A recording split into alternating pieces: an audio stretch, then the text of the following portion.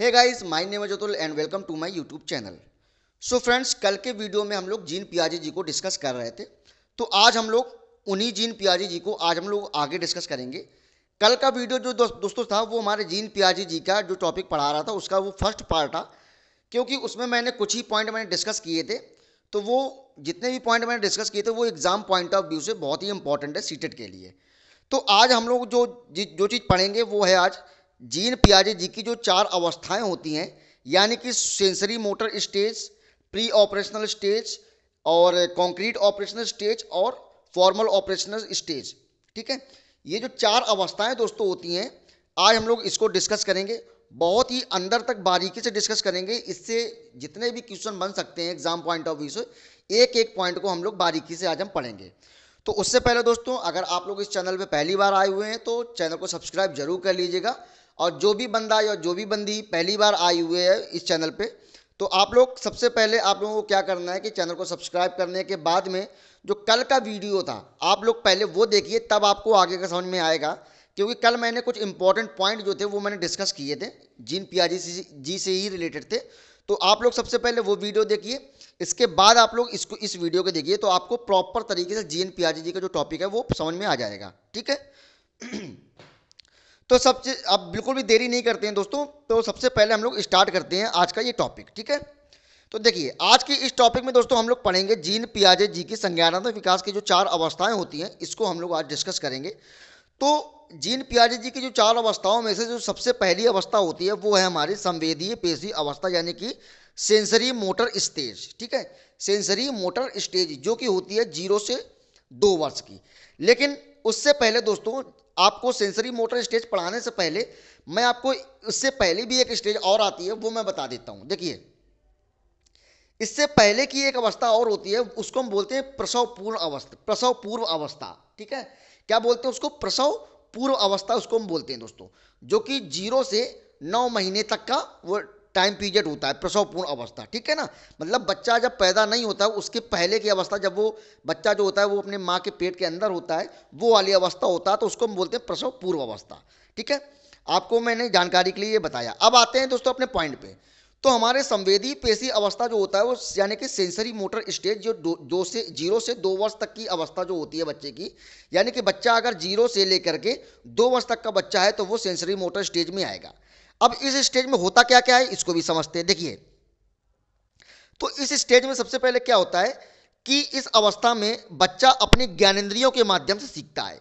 ज्ञानेंद्रियों मतलब उसकी जो हाथ हो गए, पैर हो गए, मतलब सॉरी, हाथ हो गए, नाक हो गए, आंख हो गए, कान हो गए, होंठ हो गए, ये दोस्तों ये होती है हमारी ज्ञानेंद्रियां, यानी कि सेंसेस जो होते हैं। 5 सेंसेस हम लोगों ने पढ़े होंगे।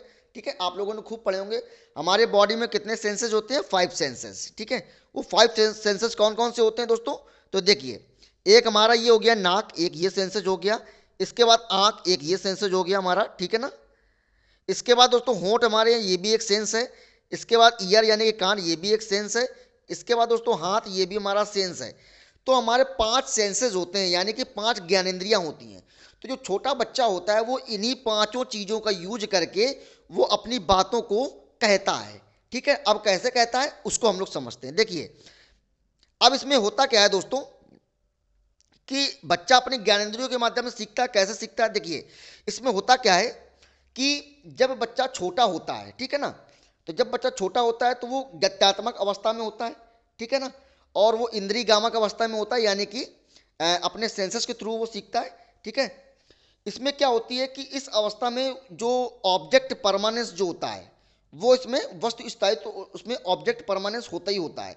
यानी कि उसको जो चीज़ दिखेगी बस उसी वही उसको मानेगा, नहीं तो वो नहीं मानेगा। समझ रहे हो? इसके बाद लक्ष्य निर्देशित व्यवहार, यानी कि गोल डायरेक्टेड बिहेवियर।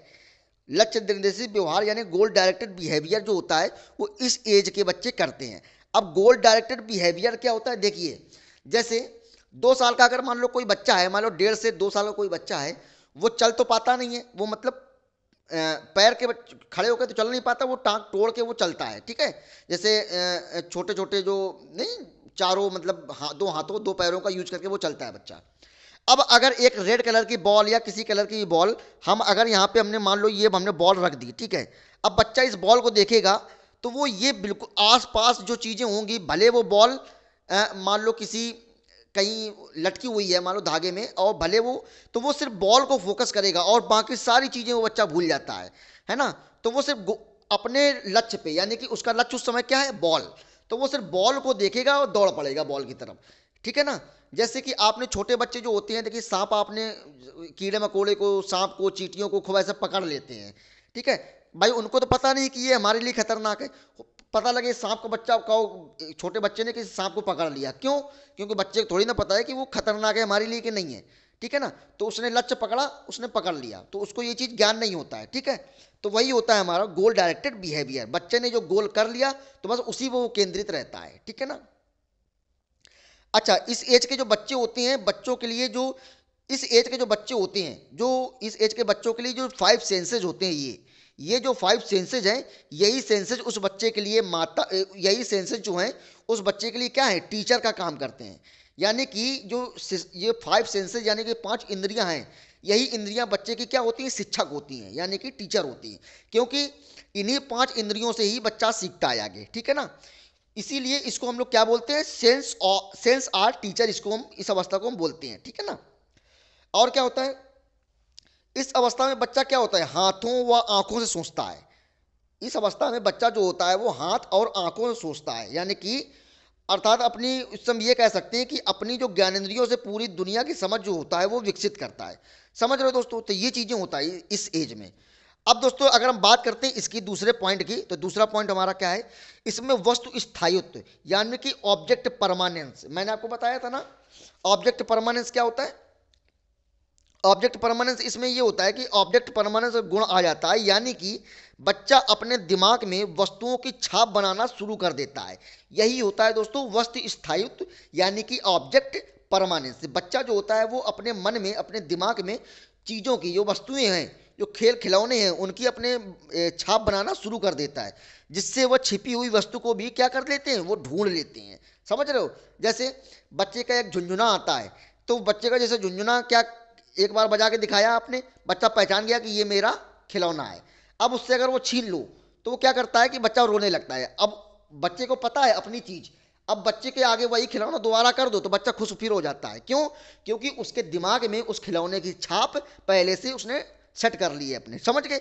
तो यही होता है दोस्तों वस्तु स्थायित्व, यानी कि ऑब्जेक्ट परमानेंस। अब दोस्तों अगर हम आगे पॉइंट की बात करें तो अगला हमारा दूसरा पॉइंट आ जाता है दोस्तों। तो दूसरा पॉइंट हमारा क्या है, तो दूसरा पॉइंट दोस्तों हमारा है पूर्व संक्रियात्मक अवस्था, यानी कि प्री ऑपरेशनल स्टेज। समझ रहे हो, प्री ऑपरेशनल स्टेज, ये स्टेज जो दोस्तों होती है वो होती है 2 से 7 वर्ष तक की अवस्था का जो बच्चा होता है वो इसी स्टेज में होता है। अब इसको समझते हैं ये क्या होता है। देखिए, यह जो क्रिया होता है, यह क्रिया करने से पहले की अवस्था होती है।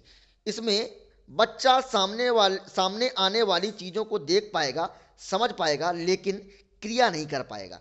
यानी कि बच्चे के लिए ये वो वाली अवस्था होती है कि बच्चा चीज को देख तो सकता है, समझ रहे हो, समझ भी जाएगा, लेकिन उस चीज में कोई क्रिया नहीं कर सकता है। तो ये वो वाली अवस्था होती है, ठीक है।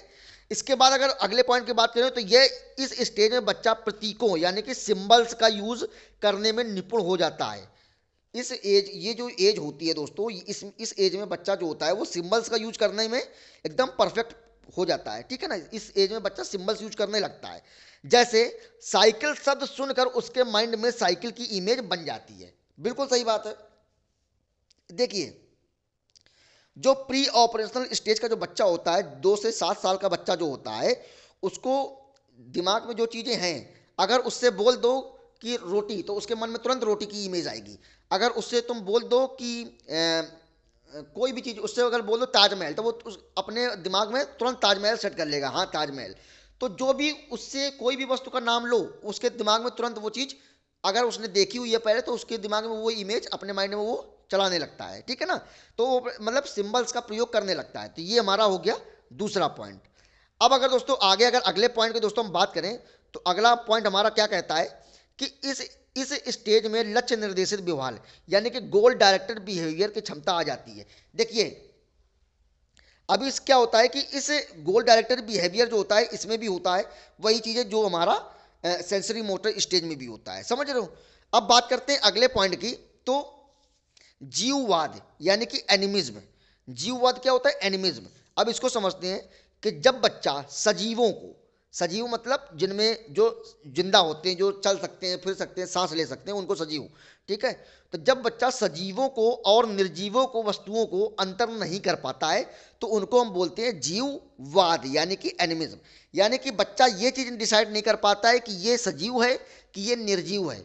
आप लोग में सजीव और निर्जीव में तो कंफ्यूजन बिल्कुल भी नहीं होगी आप लोगों को। देखिए, सजीव वो चीज होती है जिसमें जो सांस ले सकता है, चल फिर सकता है, वो सजीव। जो चल नहीं सकता है वो निर्जीव, ठीक है ना। तो बच्चा ये डिसाइड नहीं कर पाता है कि ये सजीव है कि निर्जीव है। जैसे अब जैसे चाबी वाली आपने गाड़ी देखी होगी, चाबी जिसमें लगा दो और वो चलने लगती है, ठीक है। अब आपने चाबी भर दी और गाड़ी छोड़ दी तो चलने लगता है, तो बच्चा क्या सोचता है? ये गाड़ी चलने लगी तो ये उसके लिए सजीव का काम करेगा, समझ रहे हो। तो यही चीजें होती हैं। अब उसको नहीं पता है कि ये सिर्फ चाबी घुमाने से चली है, वैसे ये निर्जीव वस्तु है। तो बच्चे को ये चीज़ नहीं पता है। तो यही चीज़ें हैं कि बच्चा ये चीज़ अंतर उसमें नहीं कर पाता है, किसमें? सजीवों और निर्जीवों में। अब अगर दोस्तों अगले पॉइंट की बात करें तो अगला हमारा है अहम केंद्रित। अहम केंद्रित यानी कि ईगोसेंट्रिज्म, ईगोसेंट्रिज्म, ठीक है। इसमें क्या होता है दोस्तों? जब बच्चा यह सोचना शुरू कर देता है कि वह जो कर रहा है वो सब ठीक है, यानी कि ईगोसेंट्रिज्म मतलब ये होता है कि बच्चा ये सोचता है कि हम जो कर रहे हैं बस वही ठीक है, बाकी दुनिया पूरी गलत है ना। अगर बच्चा अगर सोच रहा है कि नहीं हमें वहाँ जा, अगर बच्चा कह रहा है कि नहीं ये करना है तो बस वही करना है, बाकी अगर मम्मी पापा कोई मना कर रहे हैं तो वो नहीं मानता है। तो यही चीज़, यही होता है हमारा ईगोसेंट्रिज्म। मतलब बच्चा जो कर रहा है, बस बच्चा यही सोचता है कि हम जो कर रहे हैं बस वही सही है, बाकी सब कुछ गलत है, ठीक है। तो आई होप कि ये वाला पॉइंट भी आप लोगों को समझ में आया होगा। इसके बाद दोस्तों अगर अगले थर्ड पॉइंट की बात करें तो हमारा अगला पॉइंट क्या कहता है? अपलटावीपन। अपलटावी यानी कि इनरिवर्सिबिलिटी। इनरिवर्सिबिलिटी मतलब होता है, इसमें क्या होता है? इसमें बच्चा वस्तुओं, संख्याओं, समस्या आदि को उलटना पलटना नहीं कर सकता है। यानी कि इस वाली एज में, यानी कि 2 से 7 साल का जो बच्चा होता है, इसमें बच्चा क्या होता है कि वो उसके अंदर इनरिवर्सिबिलिटी का जो होता है वो अभाव, उसका अभाव होता है, ठीक है ना। उसमें क्या होता है कि बच्चों को अगर मान लो चीज़ों को उलट पलट नहीं पाता है। जैसे जैसे हमने यहाँ पे कर दिया कि 4+6 = 10, ये बच्चा तो जान जाएगा, ठीक है। 4+6 बराबर कितना होता है? 10। अगर हम यही कर दें 6+4 बराबर, तो बच्चा कंफ्यूज हो जाएगा। क्यों कंफ्यूज? कहेगा ये 6 पहले यहाँ था, अब यहाँ आ गया। तो यही चीजें होता है, वो बच्चा कंफ्यूजन में बहुत पैदा करता है। इसी को हम लोग बोलते हैं इनरिवर्सिबिलिटी। समझ में आया? जैसे अगर दो संख्याओं को जोड़ दो, बच्चा जोड़ तो लेगा। अगर वही अगर बोल दिया जाए कि घटाने के लिए बोल दिया, जैसे हमने बोल दिया यहाँ पे, जैसे हमने बोल दिया 2+3 = 5। अगर हम बच्चे से बोल दें कि 5 में से 3 घटाएंगे तो कितना आएगा, यानी कि 5 में से अगर 3 सब्ट्रैक्ट कर देंगे तो कितना आएगा, तो बच्चा नहीं बता पाएगा। बस यही वाला जो चीज़ होती है, यही होता है इनरिवर्सिबिलिटी। समझ गए आप लोग? तो आई होप कि आप लोगों को समझ में आ गया होगा। अब अगले पॉइंट की दोस्तों हम बात करें। अगला पॉइंट दोस्तों हमारा है मुद्रा संप्रत्यय। क्या है जो दोस्तों? मुद्रा संप्रत्यय, यानी कि मुद्रा संप्रत्यय दूरी, भार, ऊंचाई, ये जो यूनिट्स हैं दोस्तों, इन यूनिट्स की जो योग्यता आदि जो होता है, यानी कि इन यूनिट्स की जो योग्यताएं होती हैं आदि के कॉन्सेप्ट में कमी इसी अवस्था में होती है दोस्तों। यानी कि बच्चा जो यूनिट्स जो होती है उसको नहीं समझ पाता। जैसे अगर बच्चे को एक 10 का नोट दे दो और बच्चे को एक एक के 10 सिक्के दे दो, तो बच्चा किसको उठाएगा? एक एक के 10 सिक्के को उठाएगा। उसको ये बिल्कुल नहीं पता है कि ये नोट और ये सिक्के एकदम इक्वल है, ये नहीं पता है उसको। बस वो क्या देखेगा? वो ज़्यादा चीज़ों को देखेगा कि किस में ज़्यादा चीज़ है। समझ गए आप लोग? तो उम्मीद करता हूँ कि ये भी आप लोगों को समझ में आया होगा, ठीक है। अब दोस्तों अगले पॉइंट की अगर हम बात करें तो अगला पॉइंट हमारा दोस्तों है क्या? अगला पॉइंट है दोस्तों हमारा केंद्रीकरण। केंद्रीकरण यानी कि सेंट्रेशन, ठीक है ना। सेंट्रेशन, इसमें क्या होता है कि एक समय में किसी वस्तु की केवल एक विशेषता पर ध्यान दे पाने की प्रवृत्ति जो होती है, यानी कि उसे सेंट्रेशन कहते हैं। यानी कि बच्चा जो होता है वो एक समय पे जो चीज़ कर रहा होता है वो उसी में मन लगा के काम करता है। वो बाकी दुनियादारी क्या चल रहा है देश दुनिया में, वो उसको कुछ नहीं मतलब है। समझ रहे हैं? जैसे छोटे बच्चे को, जब 5 से 6 साल का बच्चा होता है, उसको आप एक बार मोबाइल दे दो तो चाहे बगल में चाहे डकैती पड़ रही हो कुछ, अब बच्चा है तो डकैती तो नहीं समझ सकता है। उस बच्चे को अगर उसके बगल में उसका भाई चाहे वो भले मारा जा रहा है, उसको कोई मतलब नहीं है। बस उसको क्या मतलब है, मोबाइल मिल गया, अगर वो कार्टून देख रहा है तो वो कार्टून में मगन रहेगा, बाकी उसको दुनियादारी से कोई मतलब नहीं होता है। तो इसी को हम लोग बोलते हैं सेंट्रेशन, यानी कि केंद्रीकरण। समझ गए आप लोग? यानी कि बच्चा एक ही पॉइंट पर केंद्रित होता है। अब अगर अगले पॉइंट की बात करें तो वो हमारा है संरक्षण। संरक्षण मतलब कंजर्वेशन, ठीक है ना। संरक्षण मतलब कंजर्वेशन। अब इसको समझते हैं, ये क्या होता है कि अगर किसी वस्तु के साइज या शेप में चेंज कर दें तो उसकी क्वांटिटी पर कोई प्रभाव नहीं पड़ता, लेकिन बच्चा उसको नहीं समझ पाता। समझ गए आप लोग? अब आप लोग अगर इसको नहीं समझे तो उसको मैं समझाने की कोशिश करता हूं। देखिए, अभी होता क्या है कि एक गिलास जैसे ये है, ठीक है ना, एक ये गिलास है, एक सेकंड, एक ये गिलास है, एक ये गिलास है, ठीक है ना, और एक ये गिलास है। तो ये तीन गिलास हैं हमारे। अब जैसे कि हमने एक क्या कर दिया कि एक गिलास हमने ये बना दिया, एक सेकंड, हाँ, एक ये हमने गिलास बना दिया, और गिलास में क्या है कि पानी मान लो आता है 1 लीटर, ठीक है। पानी कितना आता है? 1 लीटर। अब यही हमने थोड़ा सा छिछला थाली टाइप का बना दिया, अब इसमें भी आता है 1 लीटर। अब अगर यही एक एक गिलास पानी, 1 लीटर पानी इस गिलास में लिया है, 1 लीटर पानी इस थाली में लिया है, तो बच्चा किसको चूज करेगा? बच्चा चूज करेगा इस गिलास वाले को। क्यों? क्योंकि गिलास देखने में बड़ा लग रहा है, ठीक है ना। ग्लास को देखने में क्या लग रहा है? वो देखने में बड़ा लग रहा है, तो इसीलिए वो उसको चूज करेगा। लेकिन उसको ये नहीं पता है कि पानी जो गिलास में जो और उसमें थाली में जो पानी है वो सेम पानी, यानी कि 1 लीटर ही क्वांटिटी में पानी है। तो यही चीज़ें हैं, यानी कि शेप्स में अगर अदला बदली कर दें तो वो कंफ्यूज होने लगता है, और उसकी क्वांटिटी मतलब वो अगर शेप से साइज में चेंजमेंट कर दें तो उसकी क्वांटिटी पर कोई प्रभाव नहीं पड़ता है, लेकिन ये चीज़ें बच्चा नहीं समझ पाता है। समझ गए आप लोग? तो आई होप ये भी आप लोगों को समझ में आ गया होगा, ठीक है। इसके बाद अगर दोस्तों हम बात करें अगला, और जो सेकंड वाला जो था उसका सेकंड पॉइंट जो था, यानी कि पूर्व संक्रियात्मक अवस्था, ठीक है ना, उसको जो लास्ट पॉइंट है उसको हम लोग समझते हैं। तो उसमें देखिए, उसमें लास्ट पॉइंट क्या है कि क्रमबद्धता। क्रमबद्धता मतलब सीरिएशन। सीरिएशन मतलब क्या होता है कि इसमें जो बच्चा होता है वस्तुओं तथ्यों को अपने आकार में रखना नहीं सीख पाता है। यानी कि जैसे ये बच्ची है छोटी सी, आप लोग देख रहे होंगे, ये हमारी छोटी सी बच्ची है। अब इस बच्ची में क्या होता है कि वो कभी कभी बड़ा ब्लॉक पहले रख देगी, उसके बाद सबसे छोटा वाला रख देगी, इसके बाद उससे बड़ा रख देगी, मतलब छोटे बड़े छोटे बड़े छोटे बड़े, ये चीज़ें जो होता है वो ब्लॉक रखना स्टार्ट कर देती है। लेकिन वो क्रम में नहीं रखती है कि पहले सबसे बड़ा ब्लॉक रखे, फिर उससे छोटा, फिर उससे छोटा, फिर उससे छोटा, फिर उससे छोटा, फिर उससे छोटा। इस टाइप को वो नहीं करती है। वो क्या करती है, पहले छोटा रख देगी, फिर उसके बाद उससे बड़ा ब्लॉक रख देगी, फिर उससे छोटा रख देगी, फिर उससे भी बड़ा रख देगी। इस टाइप की जो चीज़ें होती हैं, यानी कि क्रमबद्धता, क्रम, उसको क्रमबद्धता का उसको बच्ची को ज्ञान नहीं है। तो यही होता है दोस्तों क्या, सीरिएशन। इसमें बच्चे को वस्तुओं और आकारों को में रख रखाव जो होता है उसकी सीख नहीं पाता है बच्चा। तो इसे को क्या बोलते हैं? इसको बोलते हैं हम लोग क्रमबद्धता, यानी कि सीरिएशन। समझ में आ गया? तो आई होप ये भी आप लोगों को पॉइंट समझ में आ गया होगा। अब दोस्तों जीन पियाजे जी के जो अगला और नेक्स्ट पॉइंट है वो हमारा है मूर्त संक्रियात्मक अवस्था। कौन सी दोस्तों? मूर्त संक्रियात्मक अवस्था, यानी कि कॉन्क्रीट ऑपरेशनल स्टेज।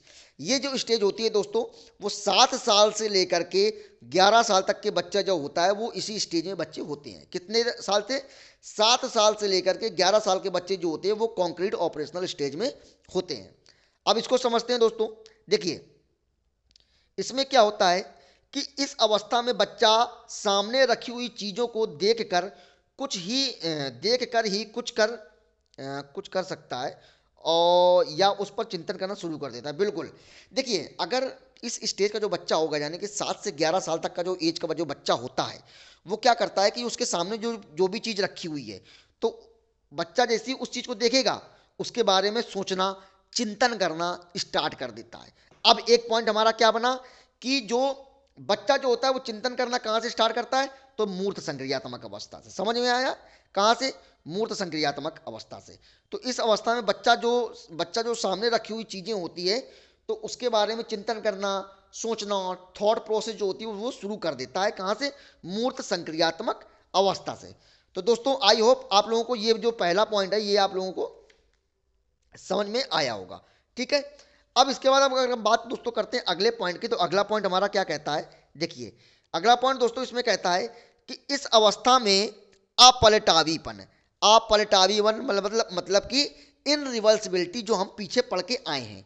इस अवस्था में अपलटावीपन यानी कि इनरिवर्सिबिलिटी, जीववाद यानी कि एनिमिज्म, मुद्रा, भार यानी कि रूपी, वेट, संरक्षण यानी कि कंजर्वेशन, क्रमबद्धता यानी कि सीरिएशन आदि की योग्यताएं जो होती है, इन योग्यताओं के जो कॉन्सेप्ट के गुण जो होते हैं इस एज में बच्चे को आ जाता है।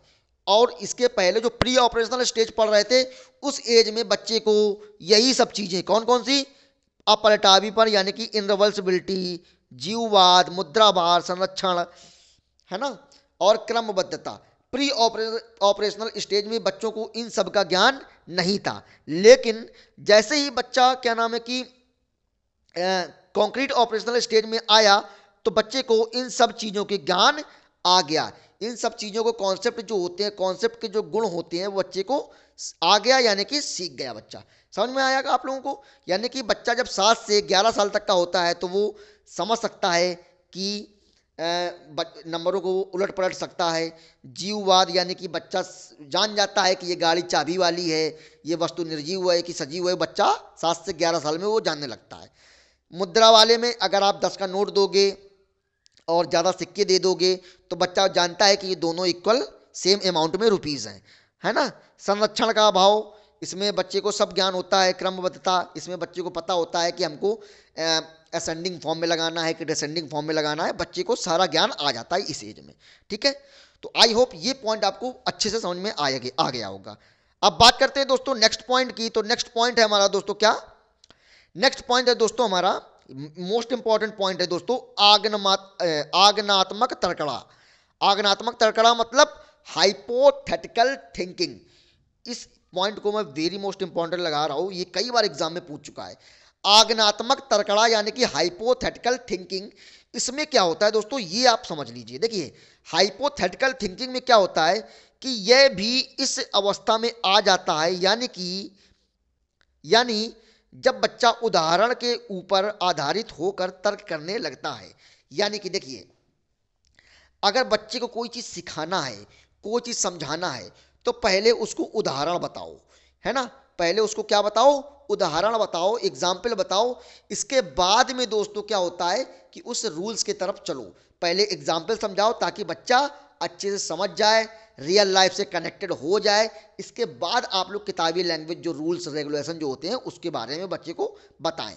जैसे फॉर एग्जाम्पल, जैसे कि ये हमारा एक पेड़ है, इस पेड़ के बारे में बच्चे को अगर समझाना है, अगर हम बच्चे को डायरेक्ट ये बताने लगेंगे कि पेड़ हमारे लिए बहुत इंपॉर्टेंट है, इससे हमें दवाइयाँ मिलती हैं, इससे हमें छाया मिलती है, तो ये सब चीज़ें बच्चा क्या होगा, थोड़ा सा वो अटपटाएगा, समझ रहे हो। तो पहले क्या होता है, बच्चे को पहले पेड़ दिखाओ। बच्चे को जब पेड़ दिखा दिया किसी पोस्टर के माध्यम से, ठीक है, बच्चे को जब पेड़ दिखाया तो अब बच्चे को इसमें बताना क्या है कि पेड़ जरूरी है या नहीं। इसके लिए क्या होता है, बच्चा जो होता है वो आंसर देने के लिए क्या होता है,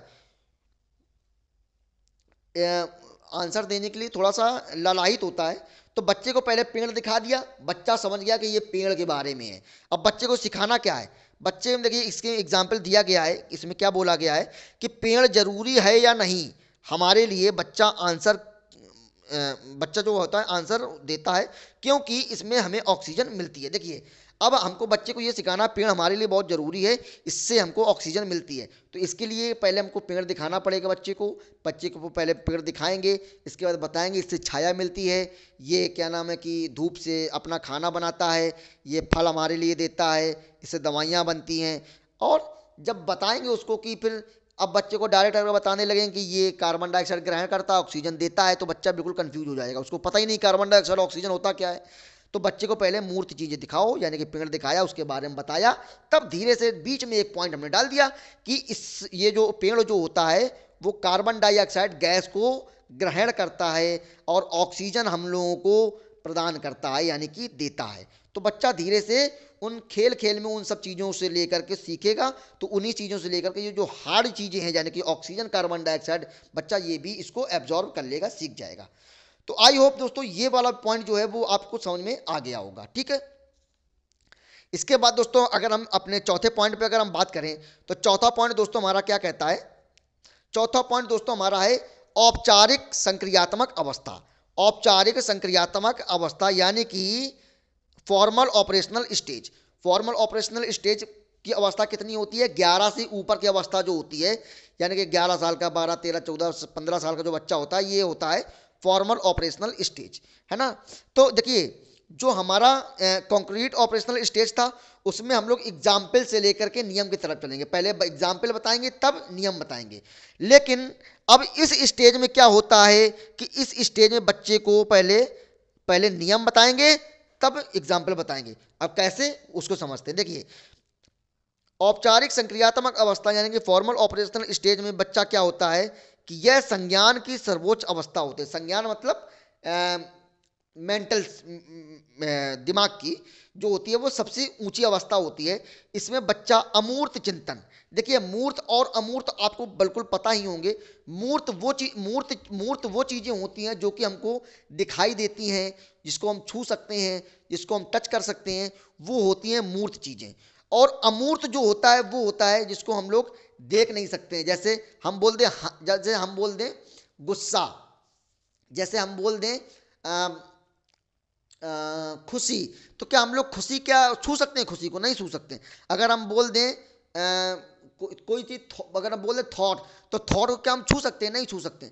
अगर हम यही बोल दें चेयर, तो चेयर को हम लोग छू भी सकते हैं। तो चेयर हमारी मूर्ति चीज हो गई, और हंसना, रोना, गाना, ये सब चीज़ें क्या हो गई? ये सब अमूर्त चीज़ें होंगी। समझ में आया आप लोगों को? तो इसमें क्या होता है कि इस अवस्था में बच्चे के अंदर एब्स्ट्रैक्ट थिंकिंग यानी कि अमूर्त चिंतन वो करने लगता है इस एज में बच्चा, ठीक है।